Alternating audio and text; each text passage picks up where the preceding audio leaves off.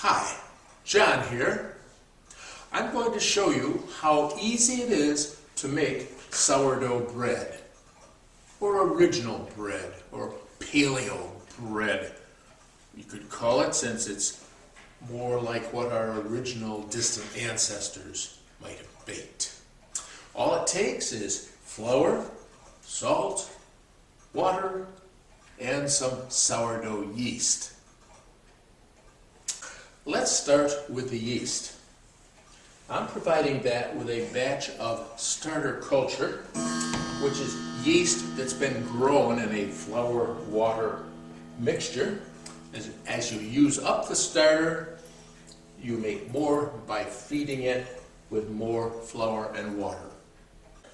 Let's deal with the sourness next.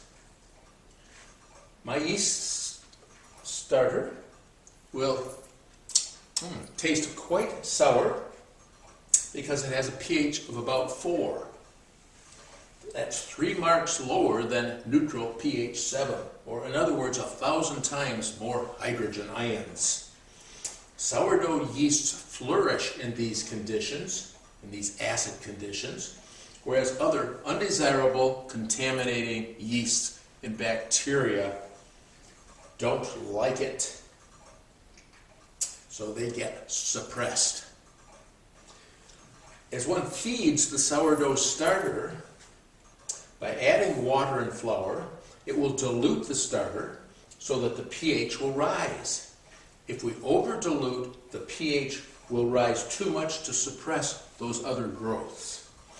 But by mixing about 1 part each of starter and flour and water, we maintain enough acidity for only the sourdough yeast to grow. And it will return the pH down to pH 4. Next, the flour.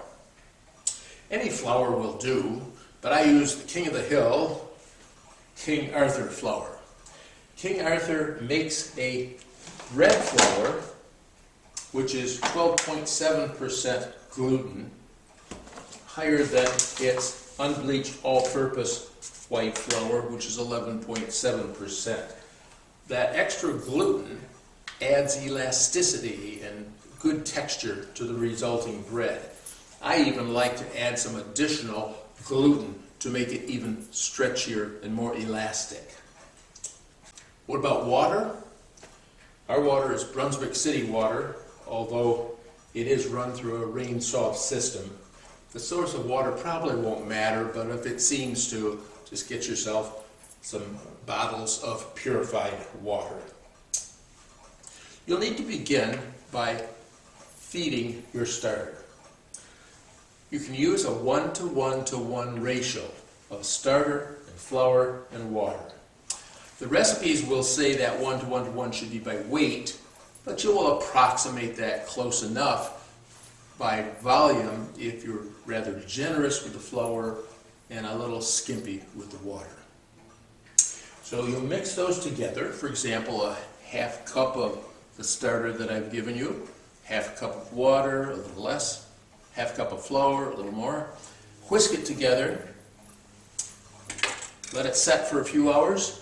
Bubbles will begin to come up through the mixture. The length of time depends upon how many live cells, yeast cells there were to begin with.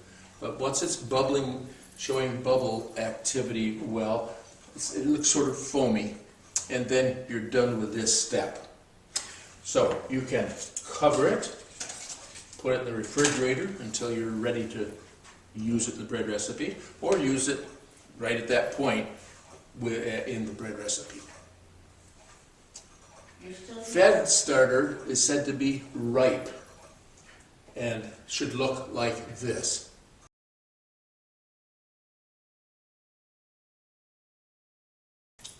I feed my starter about once a week.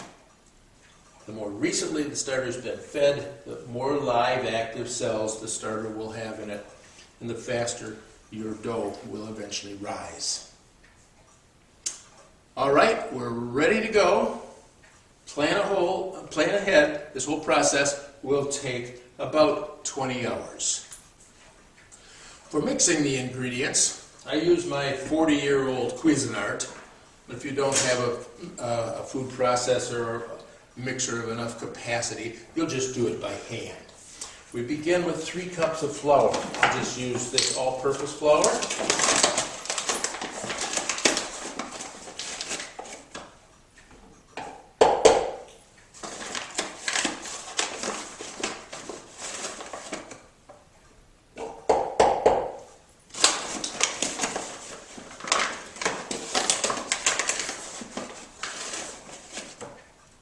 There's 3 cups. Now I'll add salt. I use a half tablespoon.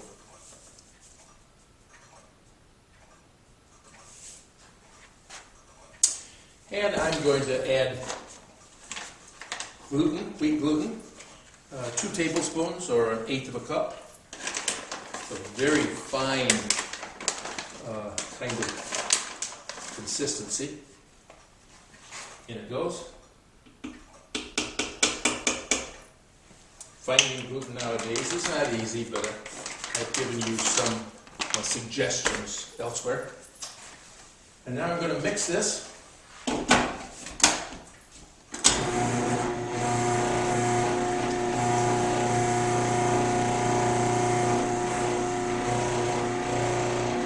And that should do it. Now we're ready to add the starter. We only have to use about 1/4 cup.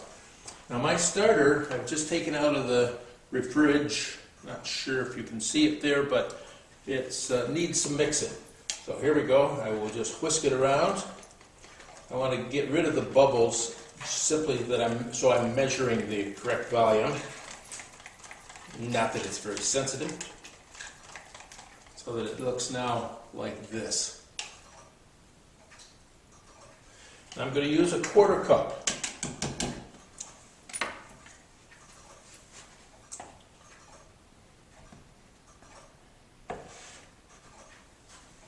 Add it to the dry ingredients.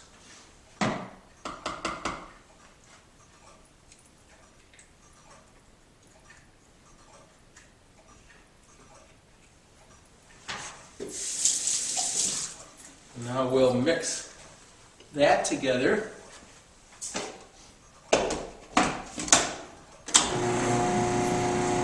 Now we're going to add water, enough water to make it of the right consistency. I'll turn this off to make sure you can hear me.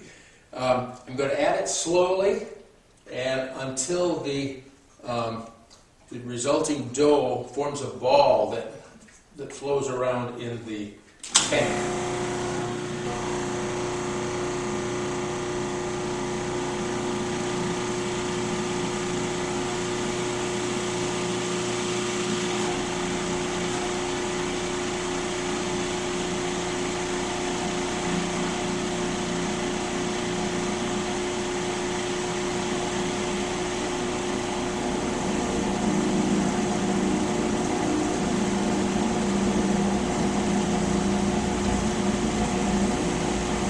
Beginning to roll around, just pulse it a few times.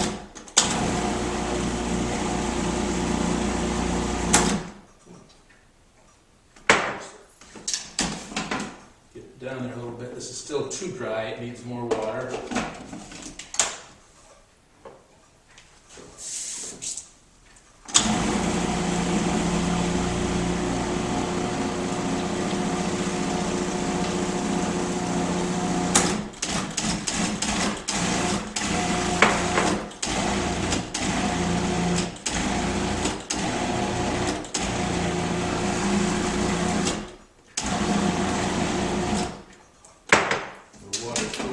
Of it here, we need to just turn some of that over.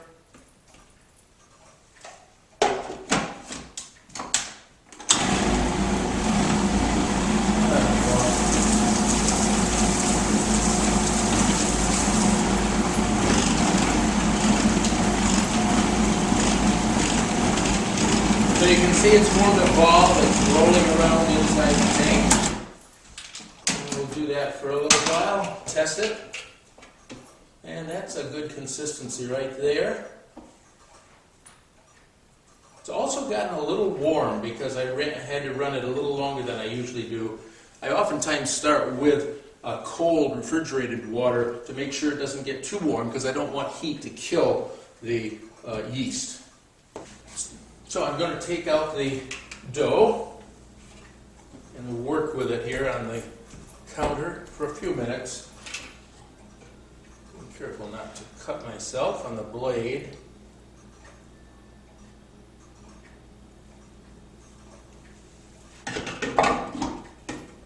The longest part of the process is actually cleaning up the Cuisinart utensils. So I'm going to just work it around like this. If it's too sticky, I can add more flour, but this seems about right.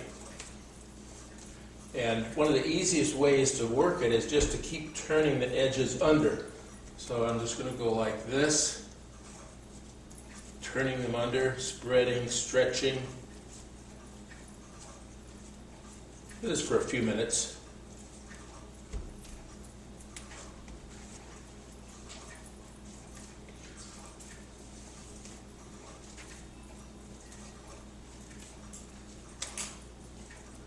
Gets a little bit more smooth consistency as I go.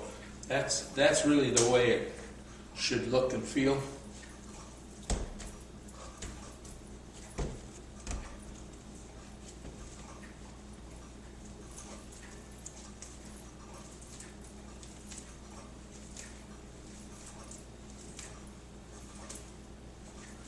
All right, and now I'm going to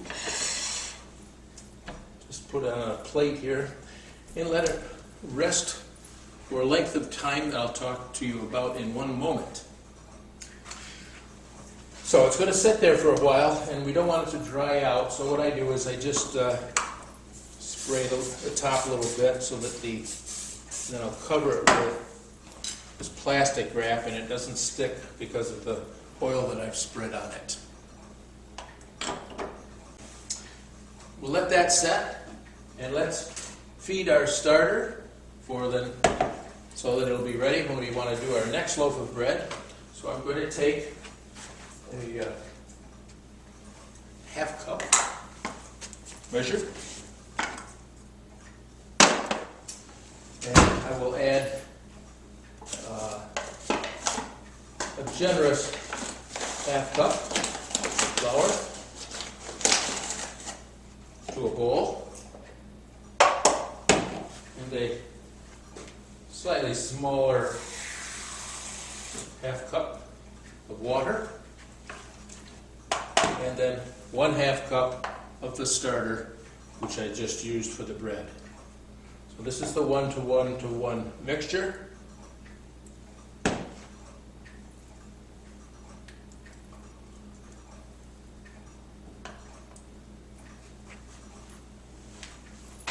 And the rest of that starter I'm not going to use. I just toss it. Out you go. And now I'll just mix up my new starter here using a whisk.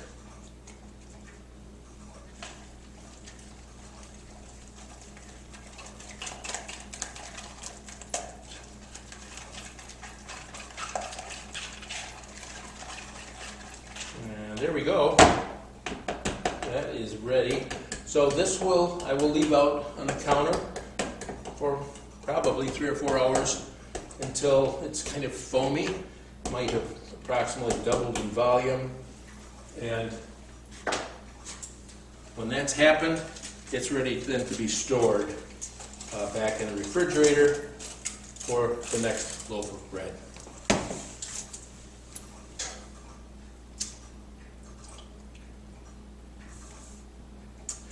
From this point, it will be about 20 hours until it's ready to bake, depending on the freshness of the starter cells that you used and the temperature of the kitchen and so forth.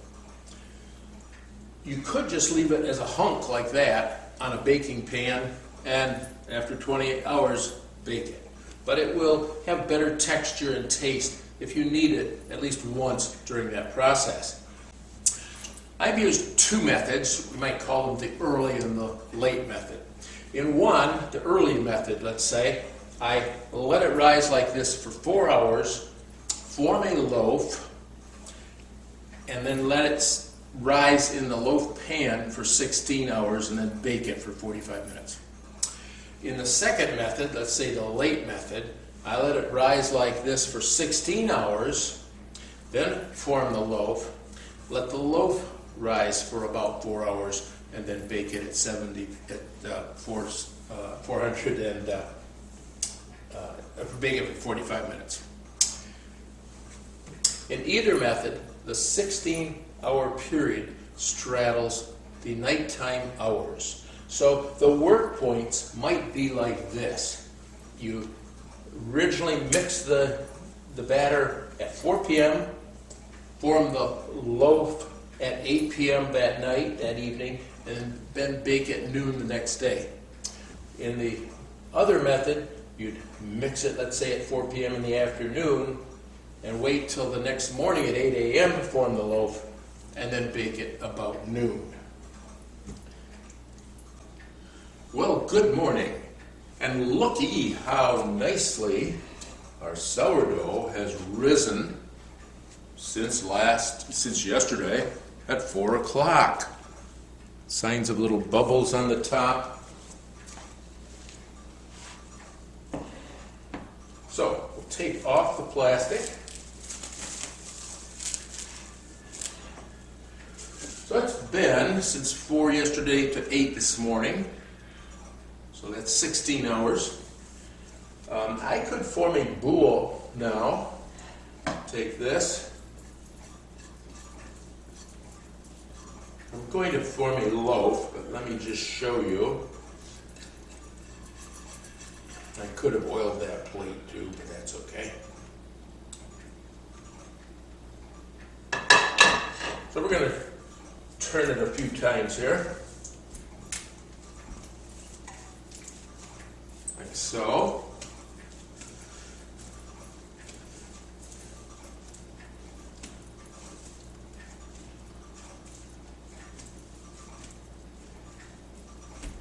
So I could just use this and put it on an oiled pan, let it rise another 4 hours, and have a boule. But I like to use the dough to make sandwiches, so I prefer to make a loaf.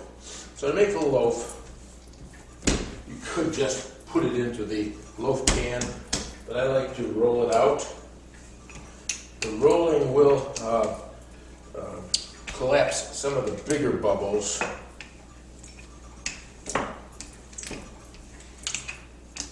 You might even be able to hear those bubbles collapsing.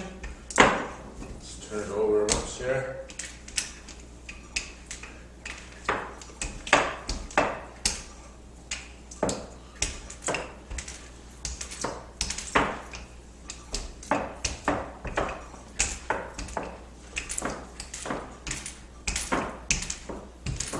So I've got a rectangle. Now I'm going to roll it up.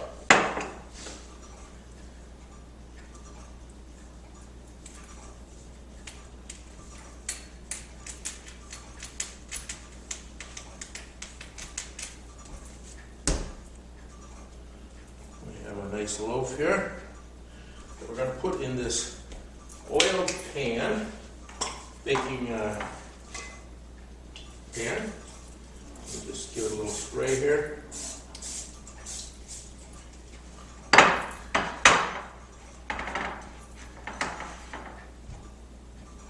That's going to fit in here, like so.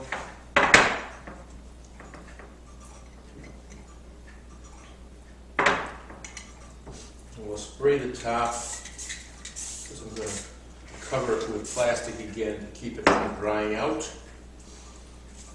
And maybe we'll give it a couple slices across the top, like so, which will help to keep it from cracking as it rises. And we'll cover it with plastic wrap, like so.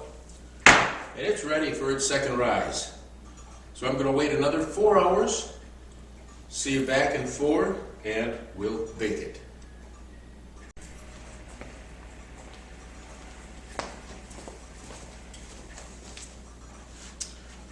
All right, it's a little after 1. It took about 5 hours for it to rise as much as I wanted. The oven is preheated to 425. I'm going to put a pan of water in the lower shelf. And here's how the bread loaf is looking.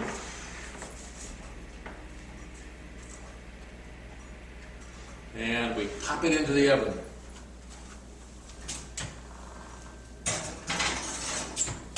For 45 minutes. See you then. Well, the bread is done.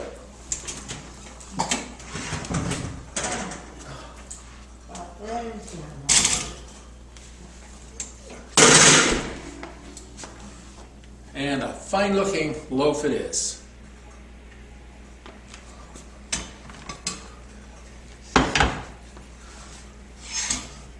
There we go. So that's what it takes, plus a little barking from the dog, to make sourdough. Sure, it took us 22 hours, I guess, but not that much work time. Here are some additional notes or comments. 1. It is fairly easy to develop your own personal starter by just mixing flour and water, because wheat carries wild yeasts on the surface of its grains. One starts with whole wheat flour, but it does require a couple weeks of careful adjustments of pH or acidity. I have done that, but the present starter is from King Arthur. Starter, by the way, includes the yeast and also some beneficial bacteria. Point 2. For gluten, try Publix. They're intermittent, and Harris Teeter. And if all else fails, order it from King Arthur or nuts.com. Point 3. Most recipes will say 1 to 1 to 1 by weight, not volume. But you can approximate that by making it a generous volume of flour and a skimpy volume of water. Point 4. The closer you can catch it at its maximum growth phase, the faster the final loaf will rise. But it's not critical. You could use week-old starter or cold starter right out of the refrigerator, but it will take longer to get rising action. If you see some faint creases in the top, lots of foamy bubbles, and the starter surface appears to be slightly concave rather than slightly domed, you'll know it's just barely past its prime. But don't let that stop you. It's still fine to bake with. Point 5. Forming a boule instead of a loaf. An oval, unrestrained shape like a crushed ball is called a boule. To form a boule rather than a loaf, continue to fold the edges under and place it on an oiled pan. It will spread out on its own. In fact, to limit the amount of spread, I would use the late rise method. I have also used a spring form to constrain its expansion. Point 6. For a nice touch, sprinkle the top with seed. Sesame, for example. Point 7. Glass versus metal. The standard advice for baking in the less conductive glass rather than the more heat conductive metal is to lower the oven temperature by 25 degrees from what a metal pan recipe calls for and bake up to 10 minutes longer, or vice versa for switching to metal. Point 8. Impatient for the finished loaf? You can use bread yeast to speed up the rise and use the sourdough starter just to contribute the sourness. But you will need more starter. Here's an adaptation with total time about 3 hours. Add a half a tablespoon of bread yeast to some warm sugar water. Let's say a half a tablespoon of sugar and a half a cup of water. While that's developing, mix 1 3/4 cups of flour of your choice and a half tablespoon of salt and 2 tablespoons of gluten until then the yeast mixture will become foamy, and you can add that, and then add a cup and a half of sourdough starter. As you mix these together, add water to get the rolling ball. It will probably take about 1/8 cup of water to get to that stage. The 2 rises, using this bread yeast for the rise, the 2 rises should take about 45 minutes and 1 to 2 hours.